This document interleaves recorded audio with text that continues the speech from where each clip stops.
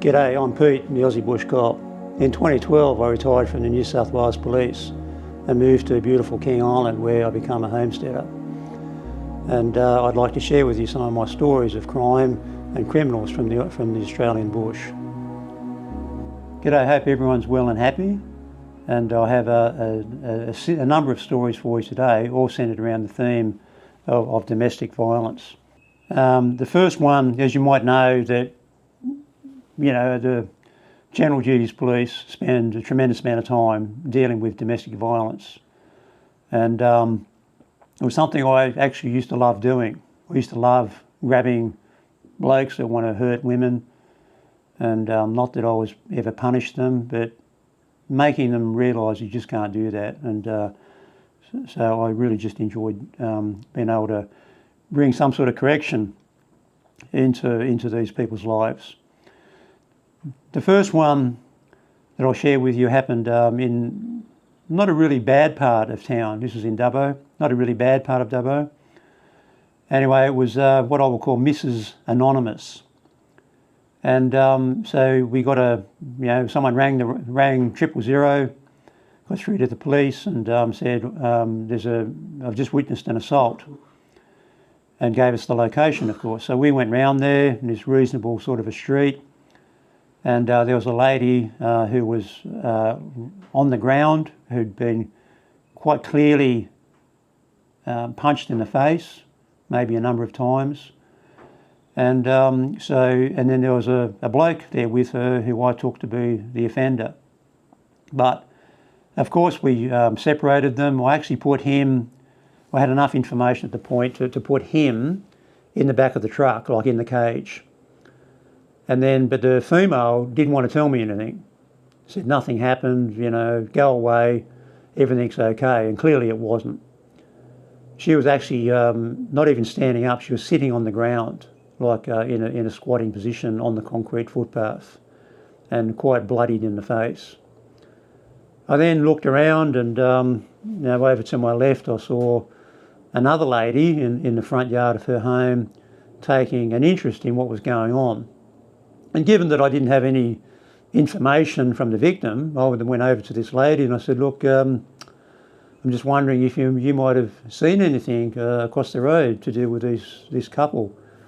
And I was blunt with her. I said, because I'm running out of reasons to hold this person. And if someone doesn't tell me something, I'm going to have to let him go. And I wasn't joking. And she said, okay, I'll tell you what happened. I'm the one that phoned. I subsequently took a statement from her, not at the scene. She agreed to come down to the station. She told me what had happened. She then agreed to come down to the station and give me a formal signed statement.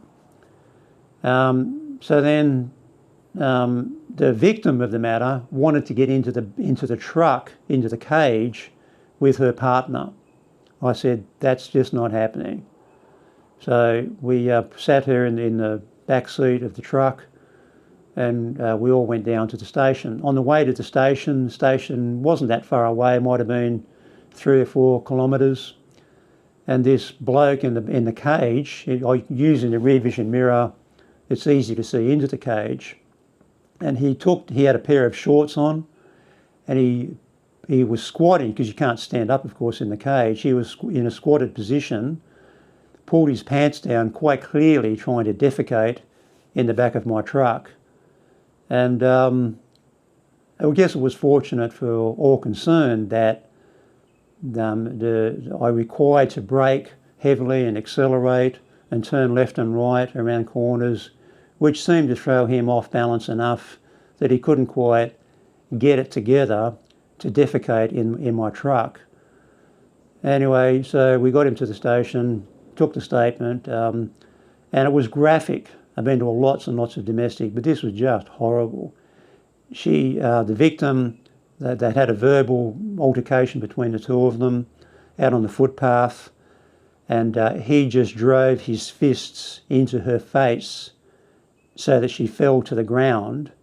She had long hair. She was probably in her 20s.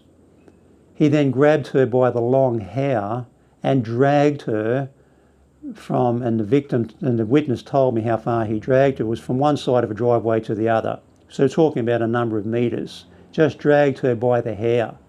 And this lady would have weighed probably around 50 or 60 kilograms. He just dragged her along the ground after he'd driven his fist into her, and then even when she was on the ground, he drove his fist into her again. Just dreadful, brutal behaviour. And this lady wanted to get in the truck with him. Anyway, I think he must have pled guilty to it because I can't remember anything more about it. The next story is about a lady who phoned us and told us she'd been assaulted by her partner. We went round to the location, and the location where at least where the accused was inside a home with a bunch of other people. There would have been maybe 10 or 15 people inside this home. And I said to the victim, look, you just stand outside looking through that window, because she was going to point out the one that did it to me. So then I had to go into the home and wend my way using great tact, you might say, because this room is full of potential combatants, because none of them were going to be on my side. And I said to the victim, when I get to the person that did this, you just give me a nod or some sort of signal. I forget exactly what the signal was going to be, and then I will arrest him. But at that point, you are to go around the corner. This is all said outside. The house where it happened was on a corner, or just maybe one up from the corner. So you want to go round, and I pointed to where I wanted her to go, so she was out of sight. Because what often happens is that once the person's under arrest, the victim then becomes enraged and starts, trying to attack the prisoner. And anyway, so I got to the point where, this is the bloke. So I arrested him, told him he was under arrest, and then we're very gently using, you might say, all the tact of Henry Kissinger to get him out of the house without upsetting everybody else.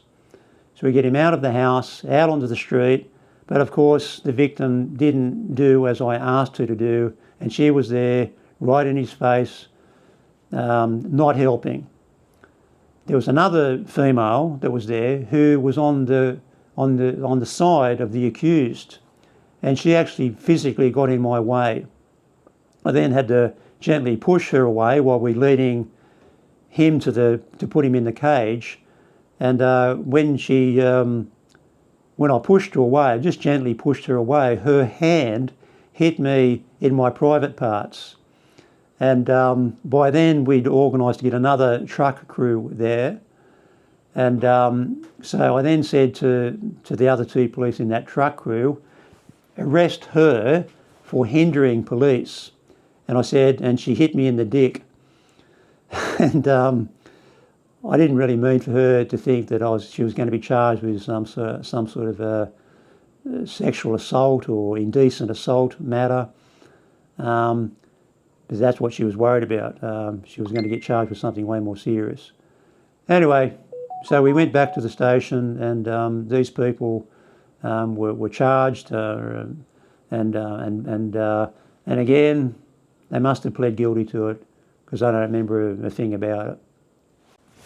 The next story happens in the middle of the night, and I was rung up, and it was when I was at one of my one-man stations, and I was given an address. It was a violent domestic, and what had happened was that a lady had been on some sort of helpline on the phone, and disclosed to the person on the other end of the phone that she'd just been assaulted by her partner who was in the house. That means that they are required to report that to the police, which they did. So because it's a violent domestic, the police also organise another police officer to come with me, and this other officer had to travel quite a distance to get there. But I went, put my uniform on and went round to this address. And when I got to the address, I went to the front door, knocked on the front door. No answer. I then went round to the back door, knocked on the back door, no answer. By then, my partner had arrived, and my partner, came with a note. She'd found a note that was just tucked inside the fly screen of the front door, and it wasn't there just a few moments or a minute before. And the note said, purported to be written by the victim, I'm not home, I've gone to visit a friend, I'll contact you in a few days. Which all that did was tell us that she was inside, and most likely with the person that did it. So I was knocking on this back door, calling out and saying who it was, of course. And then I was knocking on the door so hard, I was actually using my mag light torch to knock on the door. And there was a gas bottle, one of those tall gas bottles, that must have been just touching the cladding, the outside cladding of the house, and my knocking on the door was so loud that it was actually resonating in the gas bottle, because the gas bottle was making a ringing noise. That's how hard I was knocking.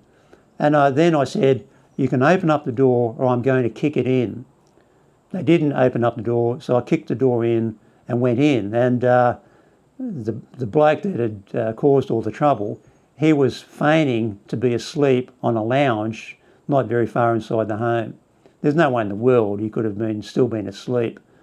Anyway, so just as a point of law and interest, the police have the power to arrest a person for the purposes of taking out a domestic violence order.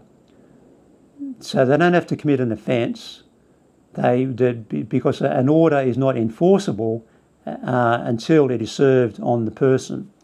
So for that reason, the law allows us to arrest the person merely for the purpose of seeking the order. So if it's granted, we can then serve it on the person.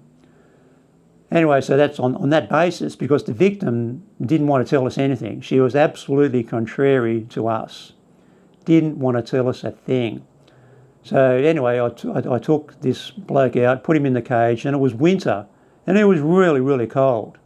And the back of the cage is certainly not, it's not built for warmth. Anyway, we then went and took him. I then went back inside, and she was, as I said, she was being contrary. So then we took him to the station and to seek an order based on the information that we got from this helpline worker and from what I could see on her as with regard to injuries. That then morphed into something way more. The people there, that they just took an intense dislike of me, both the husband and the wife. There was many interactions between me and those over the coming maybe even more than a year. One of them to the point where the female this time committed an offence at the local school, which required police to go around there, and it was an intimidate offence. And I went round to arrest her. She was the victim. She was the accused at this time. So I went into their home. It was in the daytime, and the husband was there. And I was being very pleasant and professional, not confrontational, trying to keep it all, not to de-escalate anything. And of course, once she's under arrest, she's then, very much under my protection as well. So I said to her, look, you better go and put some shoes on, a jumper. And then I went to, I'm just inside her home, and the husband stepped forward to get in my way. And I'd also organised another police truck to be there. And my partner was out on the footpath next to his truck. And I said to this bloke, mate, if you get in my way, that truck's out there for you, and I will arrest you for hindering. So then he stepped aside, followed her. She put on some shoes and a jumper, and we went to the station, and she got charged with that intimidate offence at a local school. Subsequent to that, my daughter, who lived with me was known to this female victim, to this female accused, and she made a statement to police that my daughter assaulted her. The story she gave police was that she was driving along a highway, the local highway, and my daughter went past in her car and waved her down, and she thought maybe there was something wrong with my car, and that my daughter got out of her car, walked up to her and belted her in the face. So the police investigated that and found it to be completely false, and my daughter fortunately had an ironclad story as to where she was at the time, which is about 150 kilometres away. And so subsequently this female was charged with knowingly making a false complaint. Unfortunately they didn't get anywhere for reasons I won't disclose, but just people that want to take an intense dislike when their behaviour is curbed by police like me. Anyway, it's just one of the great problems or distractions, or that's not the right word. So it's one of the problems of being in the police is people making these horrible complaints about you.